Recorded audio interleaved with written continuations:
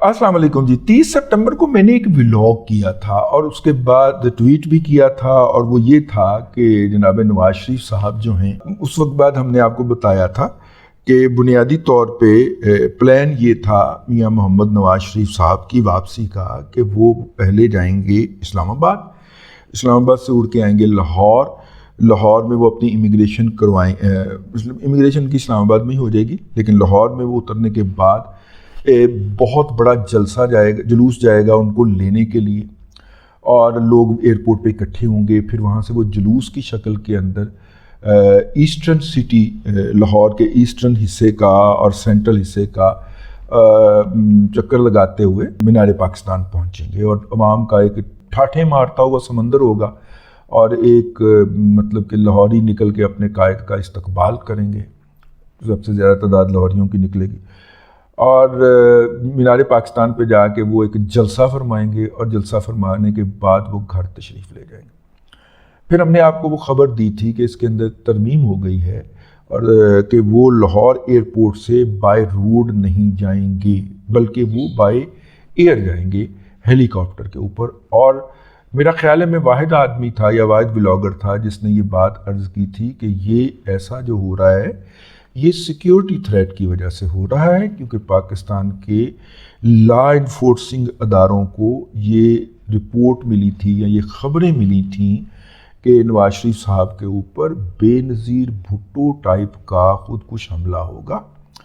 और एक अदारे ने तो ये भी कहा था कि 3 खुदकुश होंगे, एक जो है वो पहले हमला करेगा, लोग दीवाना वार बढ़ेंगे उस ट्रक की तरफ जिसके ऊपर नवाज शरीफ सवार होंगे, तो फिर उसके बाद जब लोग उधर जाएंगे और लोग इकट्ठे हो जाएंगे तो फिर दूसरा बमबार खुद को फोड़ेगा, और तीसरा स्टैंड बाई पे होगा कि अगर इन दोनों में से कोई एक नाकाम हो गया तो उसकी जगह पे उसने जाना होगा। 3 बमबार की इतला भी एक अदारे ने दी थी कि इस तरह की कोई स्ट्रेटजी जो है वो डिस्कस होती हुई ट्रेस हुई है।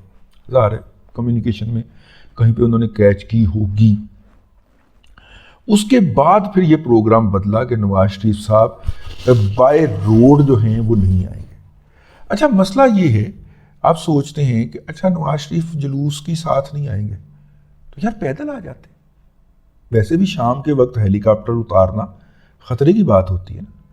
तो नवाज शरीफ साहब जो हैं वो अपने एयरपोर्ट पे उतरते, बड़ी बड़ी गाड़ियों के एंटराज में बैठते, तो यूं सरकारी प्रोटोकॉल उन्हें मिल जाना था या मिल गया था या मिलने का वादा था, तो वो जूम प्रोटोकॉल के अंदर जूम करके जनाब रेलवे स्टेशन में आधे घंटे में पहुंच जाते। नहीं किया ना उन्होंने ऐसा, क्यों नहीं किया? ये था। अब इस बात की कंफर्मेशन हो गई है कि जनाब ये ऐसी ही सूरत हाल है। सरकारी तौर खबरें छप गई हैं, खबरें चल गई हैं, तो मैंने कहा कि मैं याद दहानी का व्लॉग करवा दूँ। वो क्रेडिट की बात नहीं है, याद दहानी का व्लॉग कर दूँ। और वो व्लॉग वो खबरें ये हैं कि जनाब नवाज शरीफ साहब और शहबाज शरीफ साहब दोनों को एक ही वक्त में एक ही छत के नीचे या एक ही जगह के ऊपर मूव करने से मना कर दिया गया है, और उन्हें कहा गया है कि आपको सिक्योरिटी थ्रेट है और आपके ऊपर खुदकुश हमला हो सकता है, और जो है इसलिए मेरा ख्याल ये है कि इनके साथ साथ मरियम बीबी के हवाले से भी ये है, क्योंकि मरियम नवाज शरीफ की वजह से भी बहुत सारों की नींदें उड़ी हुई हैं। ठीक है, कुछ लोगों का ख्याल है कि मरियम नवाज शरीफ साहिबा जो हैं वो रिजेंबल करती हैं जो सिंध का एक रवायती किरदार है बख्तावर माई के साथ।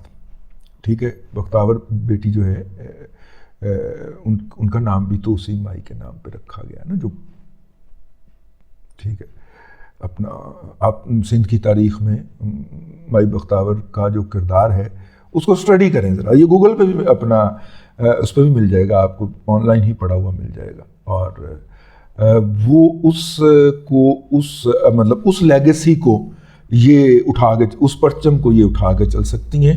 ये मुझे एक सिंधी दोस्त ने कहा, और मतलब कि मैं I was not expecting this much कि वो इस तरह की बात करेंगे, लेकिन उन्होंने कहा कि भाई उस तरह का काम हो सकता है अगर वो सिंध का दौरा करें और पूरे इधर से शुरू होके और बदीन ठट्ठा तक जाएं, सादकाबाद से शुरू होके बदीन ठट्ठा तक चलती जाएं, تو اپنی پارٹی کی وہاں پہ بنیاد رکھ سکتی ہیں، اپنے ووٹ بینک کو اٹریکٹ کر سکتی ہیں. بہرحال ان کا نقطہ نظر ہے، میں اس سے اتفاق کروں یا نہ کروں یہ میرا جمہوری حق ہے، میں اس سے اتفاق نہیں کرتا، لیکن ان کا خیال ہے کہ اس طرح کر کے پی ایم ایل این جو ہے وہ اگر پراپر کینڈیڈیٹ کھڑے کر دے اور مریم نواز شریف وہاں پہ جا کے کیمپین چلائیں تو وہاں سے اچھی خاصی ڈبل ڈیجٹ تعداد کے اندر وہ سیٹیں نکال سکتی ہیں.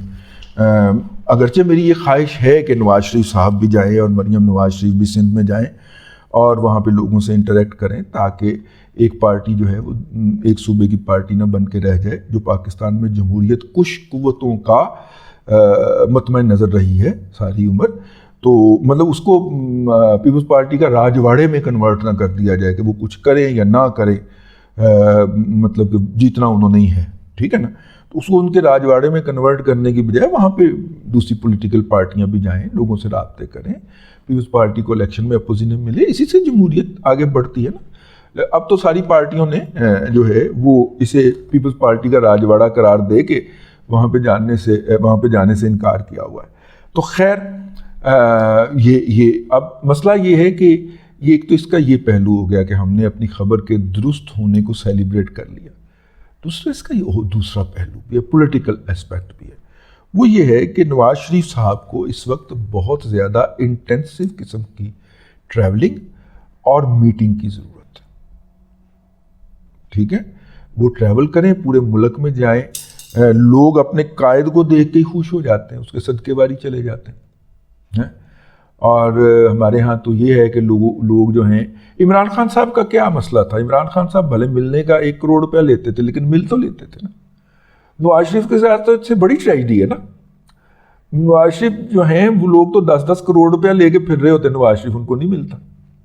ٹھیک، عمران خان نے چلو ریٹ لوور کر دیتا ملاقات. مطلب آپ اگر آج یہ طے کریں ایز اے جیالہ، میں دوسری طرف آ جاتا ہوں، آپ اگر آج طے کریں ایز اے جیالہ کہ آپ نے آصف علی زرداری سے ملنا ہے یا بلاول بھٹو زرداری سے ملنا ہے. میں نے یہ ایک جیالے بزنس مین سے سنا، اس نے کہا آپ 1 ارب روپیہ ہاتھ میں لے کے گھومتے رہیں اور کوششیں کرتے رہیں، ترلے کرتے رہیں کہ میں نے یہ ڈونیشن دیتی ہیں، اگر انہوں نے نہیں ملنا تو انہوں نے نہیں ملنا، وہ قابل رسائی نہیں.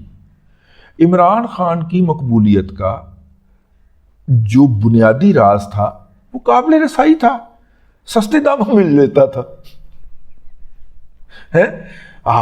اپنے یہ جو ہے اجاز چودھری صاحب نے کہا تھا نا 1 کروڑ روپے آپ لے آئیں گے تو میں آپ کو ان کے سامنے بٹھا دوں گا، آپ کی ملاقات کرا دوں گا، اب ٹکٹ کے آپ نے الگ پیسے دینے. ٹھیک ہے، سستے داموں مل لیتا تھا. یہ ہمارے باقی پولیٹیکل لیڈر تو بڑے ہی مہنگے ہیں یار. اچھا، مطلب میاں نواز شریف کو آپ مطلب کہ اربوں روپے کا بھی دے دیں، لیکن میاں صاحب نے جنہوں نہیں ملنا انہوں نہیں ملنا. ٹھیک ہے. اب عمران خان صاحب جو تھے وہ قابل رسائی تھے. انہوں نے اپنا جرنلسٹوں کا ایک گروپ بنایا تھا جنہیں وہ براہ راست بلا کے درشن دیا کرتے تھے، اور درشن بھی ان کے سامنے بیٹھ کے ایکسرسائز کرتے تھے، ان کے سامنے بیٹھ کے کھانا کھاتے تھے، ان کے ساتھ گپ شپ کرتے تھے، ان کے لطیفے سنتے تھے، ان سے فیڈ بیک لیتے تھے. ٹھیک ہے نا. میاں نواز شریف صاحب 2008 سے 2013 تک اسی شہر لاہور میں رہے. ہم بھی اس وقت 1-2 ٹی وی چینل کے اندر اعلیٰ عہدوں پہ فائز تھے. ان 5 سالوں کے اندر ان کی ٹوٹل خاکسار، اور وہی ملاقاتیں، ٹوٹل خاکسار سے 2 ملاقاتیں، اور یہ کوئی ایکسکلوسیو ملاقاتیں نہیں ہیں. ایک دفعہ انہوں نے لاہور کے بیورو چیفز جو تھے مختلف ٹی وی چینل کے، ان کو ناشتے پہ بلایا، ایک وہ ملاقات ہے. ایک دفعہ ہم ایک فورم کا حصہ تھے، تو اس فورم کے تمام لوگوں کو میاں صاحب نے کھانے پہ بلایا، تو ہم اس فورم کے ذریعے ان سے ملے. ٹھیک ہے نا. ہم جرنلسٹ ہیں یار. ٹھیک ہے نا. اب اس کے برعکس جو ہے، جب عمران خان صاحب پرائم منسٹر تھے یا نہیں تھے، جو ان جرنلسٹ جو کہ ان کی بیٹ کرتے تھے، وہ ہفتے میں 1 دفعہ عمران خان صاحب ان کو بلا کے ملا بھی کرتے تھے، اور کوئی نہ کوئی ان کا سپانسر ان کو چائے بھی پلا دیا کرتا تھا. اچھا، پھر ان جرنلسٹوں کی دیہڑی کچھ یوں لگتی تھی کہ باہر سے جاتے جاتے کسی نے ایک جرنلسٹ سے کہنا، یار یہ ایپل تیرا، اندر تو نے جا کے نا تو میری تعریف کرنی ہے خان صاحب کے سامنے کہ وہ اپنی جگہ کے اوپر بہت پوزیشن محنت کر رہا ہے. ٹھیک ہے نا. Apple pine, apple mobile latest model نواں پتا کہ نہیں رہا. ٹھیک ہے. آہو नवा वावा पैसे आंदा जे 7-8 लाख रुपया सुने नवा आ रहे, ठीक हो गया। तो वो जनाब जो थे इमरान खान साहब, अब वो रिपोर्टर जिसने अंदर जाके खान साहब से दो फिक्रे करे, खान साहब वो फलाने हल्के का आपका बंदा है ना, चीता है, मेहनत कर रहा है, ठीक है।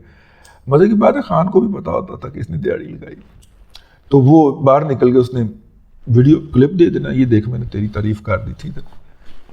अब जो इस तरह की दिहाड़ियाँ लगा के रोज़ाना घर जाते रहे, उनको ये बहार भूल सकती है? आप बिलीव करेंगे इमरान खान को कवर करने वाले लाहौर शहर में कुछ जर्नलिस्ट ऐसे भी हैं कि जिन्होंने इमरान खान के इक़्तिदार से जाते ही पाकिस्तान छोड़ दिया हुआ है, कनाडा जा बसे हैं, कोई अमेरिका जा बसा है, ठीक है।